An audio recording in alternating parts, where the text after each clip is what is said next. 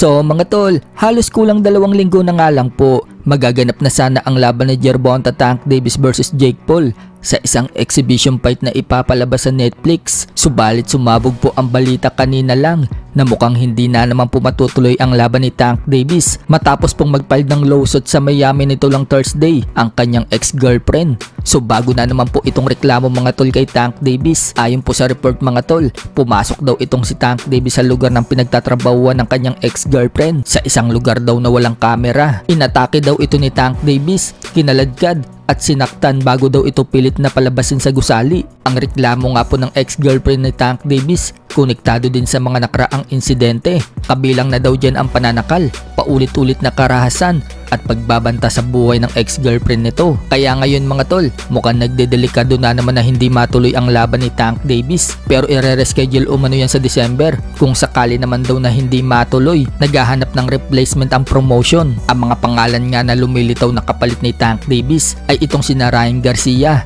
Anthony Joshua, Edgar Berlanga, Terence Crawford at Mayweather Jr. Pero pagdating po kay Ryan Garcia mga tol, mukhang hindi ito lalabang kay Jake Paul. Mismong si De La Hoya na po kasi ang nagsabi na hindi daw mangyayari ang Jake Paul versus Ryan Garcia. Nakakontrata daw kasi si Ryan Garcia sa DAZN at Golden Boy Promotion, kaya hindi daw ito pwede lumaban sa Netflix. Dagdag pa ni De La Hoya, antabayanan daw natin ang announcement ng next na laban ni Ryan Garcia. Pero may lumabas na din pong balita kanina lang din na may laban na itong si Ryan Garcia. Ayon po kay Mike Coppinger ng Ring Magazine, closing in on a deal na daw ang Ryan Garcia versus Mario Barrios para sa WBC Welterweight World Championship na magaganap daw sa first quarter ng 2026. Sa kabilang banda naman mga tol, matapos pong muli magtagumpay si Luis Nery sa pangalawang laban niya sa featherweight division, kung saan tinalo po niya ang Thai fighter na si Sataporn Sart sa bansang Kyrgyzstan noong nakaraang linggo. Nakapasok na din po si Luis Nery mga tol sa ranking ng WBA featherweight. Bigla pong inilagay si Luis Nery sa top 5 ranking ng WBA featherweight. So sayang lang talaga mga tol si former 3 division world champion General Casimero. Kung nanalo sana siya sa laban niya kay Konosuke Kameda,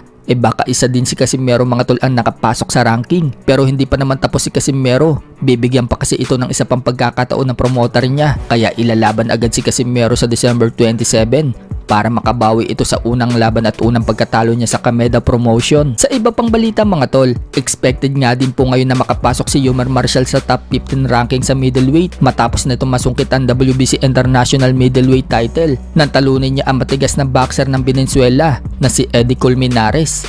So abangan po natin mga tol ang update ng ranking sa WBC. Kung matatandaan mga tol, sinabi ni Manny Pacquiao na gusto umano niya ng rematch sa pagitan ni Yumar versus Colmenares. Ang ganda daw kasi ng laban ng dalawa. Pero nabanggit naman po ni Sean Gibbons kay Marshall na hindi na daw nito bibigyan pa si Marshall na matangkad na kalaban.